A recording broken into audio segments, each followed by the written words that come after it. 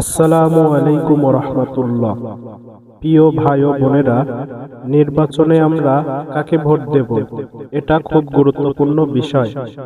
ইসলামের দৃষ্টিতে আমাদের এমন মানুষকে নির্বাচন করা উচিত যে আল্লাহকে ভয় করে, 5 ওয়াক্ত নামাজ পড়ে, সৎ ও আমানতদার, মানুষের হক নষ্ট করে না, মিথ্যা ও দুর্নীতি থেকে দূরে থাকে এবং সমাজের ভালো চায়।